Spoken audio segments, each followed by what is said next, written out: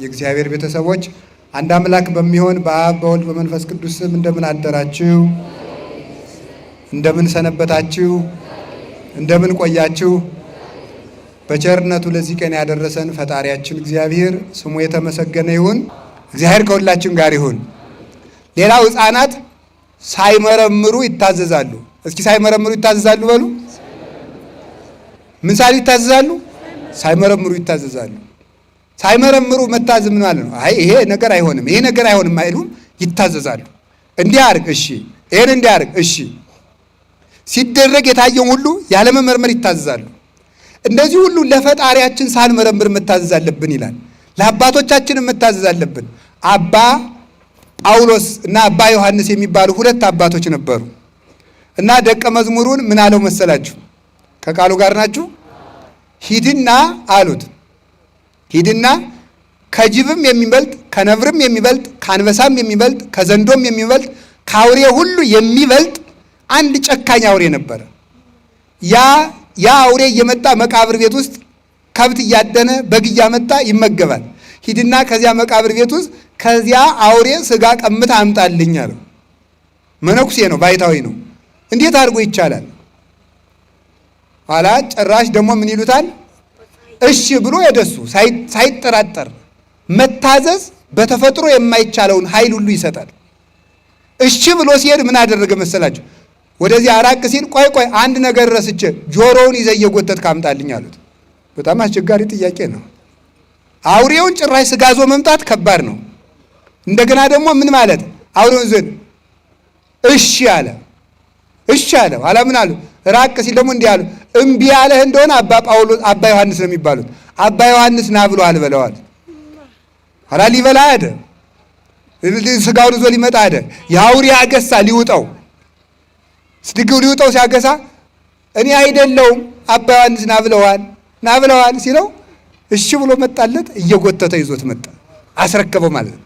ይሄ ሁሉ የሚያመጣው ምንድን ነው? መታዘዝ፣ ለእናት አባት መታዘዝ፣ ለካህናት። እንዲያውም ቅዱስ ጳውሎስ ምንድን ነው የሚለው?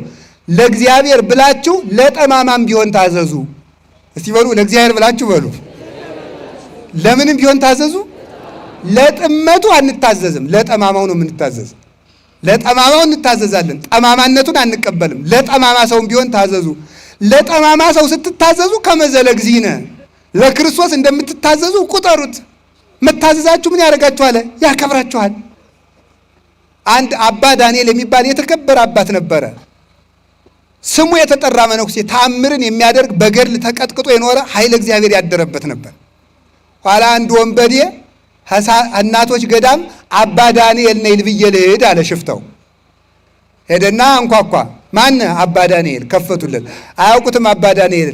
ኧረ አባ ዳንኤል መጣ ብለው እግሩን አጠቡት። እግሩን አጠቡና ምን አደረጉት? ልብስ ለብሷል፣ ቀሚስ አድርጓል። አይገርም? መጽሐፍ ለዚህ እኮ ነው ከሽፍታ ይልቅ ወይባ የለበሰ መነኩሴን ፍራ የሚለው ማለት ነው። ምክንያቱም ሽፍታ አገሩ ይታወቃል፣ በወታደር ይያዛል። መነኩሴ ግን ዳባ ስለለበሰ ሽፍትነቱን የሚያውቅበት የለም ማለት ነው። ስለዚህ ፍራ አለ። ኋላ ምን አደረገ? ደግሞ እንደዚህ ስላችሁ ጊዜ መነኩሴ ሽፍታ ነው በሉ፣ እንደ ጭልፊት እየሞጨለፋችሁ ማለት ነው። ምን አደረገ? ከዛስ ምን አደረገ? ሄድና ለብሷል ቀሚስ አባ ዳንኤል መጣ ብለው አጠቡት።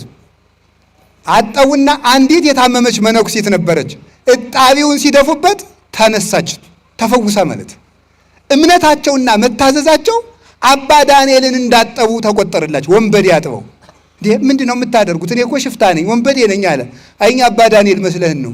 በኋላ እሱም ደግሞ ለካ የእነዚህ ሰዎች ሃይማኖት እንዲህ ያደርሳል ብሎ ተጸጽቶ መንኩሶ ለምናኔ በቃ ደግሞ እሱ ማለት ሽፍታው ራሱ ተመልሶ ማለት ካልተጠራጠርን፣ ሰዎችን ሳንመርጥ ከታዘዝን፣ ጠማማ ነገር ካላዘዙን በስተቀር ካዘዙን ከታዘዝን እግዚአብሔር በዚህ ምን ይሰጠናል?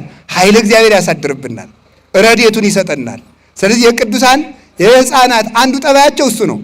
ሌላው ሕፃን እገሊት አይኗ ጥሩ ነው፣ እገሊት ጆሮዋ ጥሩ ነው ይላል አይልም? አይልም። ይኸውላችሁ ደግሞ ክፉ ምኞት የለባቸውም፣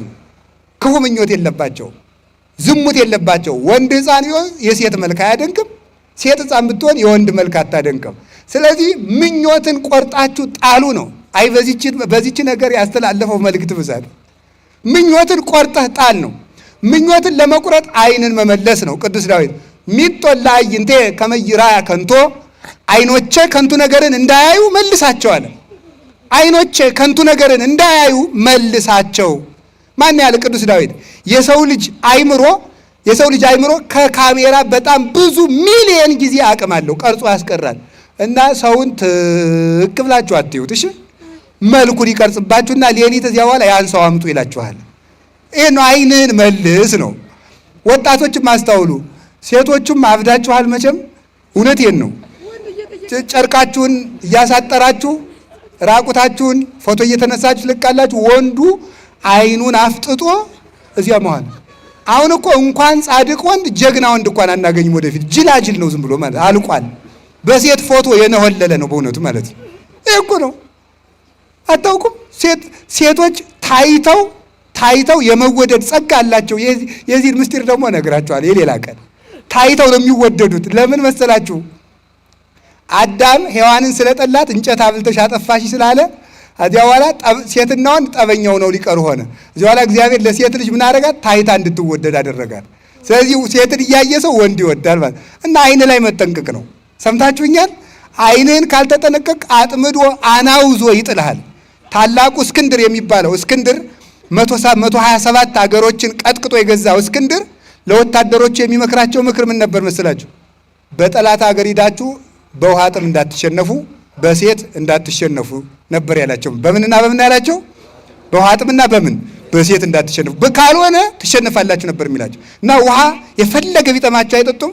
እንዲያውም 100 ወታደር ከሚያጠምደው ይልቅ አንዲት ሴት የምታጠምደው ብልሃቱ ኃይለኛ ነው። ይህን ነው ጌታ ያለ። ምንድን ነው? ዝሙትን ተጠንቀቁ፣ ምኞትን ቆርጣችሁ ጣሉ።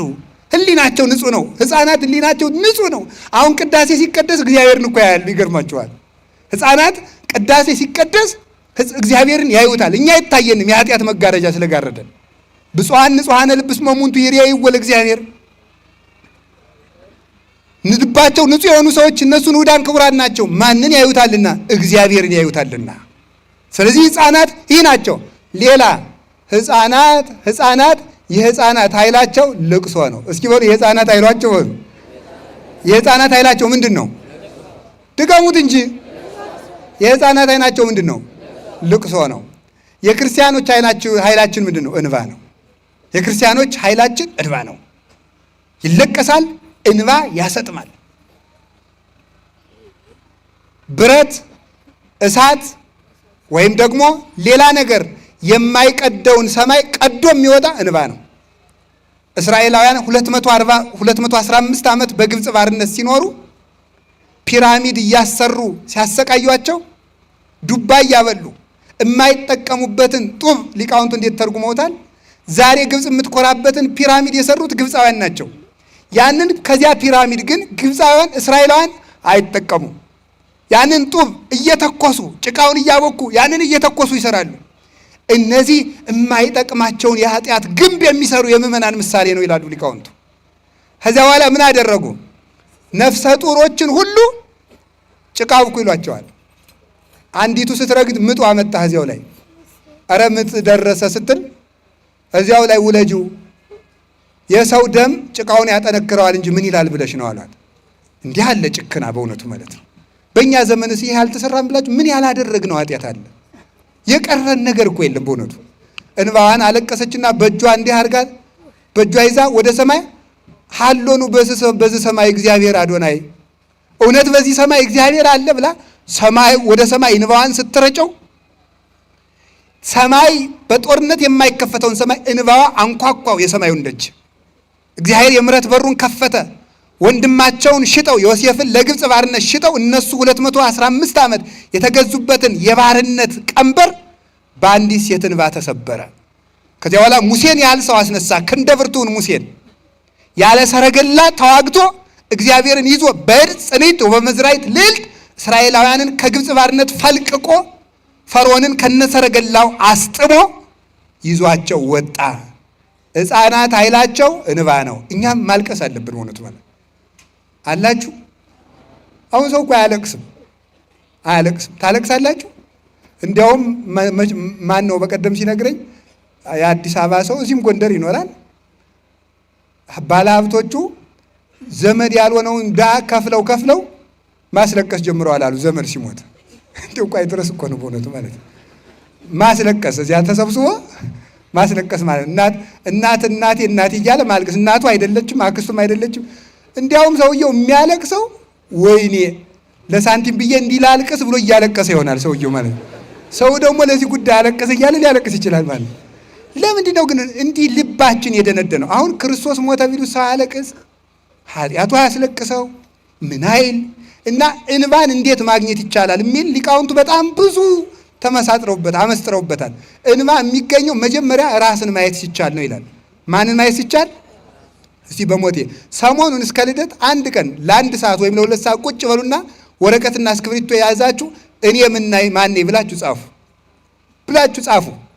ሌብነቱንም ታውቁታላችሁ፣ ዝሙቱንም እንደው እኔ ማን ብላችሁ ኃጢአታችሁን በሙሉ ዘርዝሩት፣ ጻፉት። እኔ ነግሬያችኋለሁ እንዳትረሱት። ኋላ ደግሞ እግዚአብሔር ምን አደረገልኝ ብላችሁ ደግሞ ጻፉት። የዚያን ጊዜ እንባ ማግኘት እንችላለን ማለት ነው። ወስብሐት ለእግዚአብሔር። ይቆየን።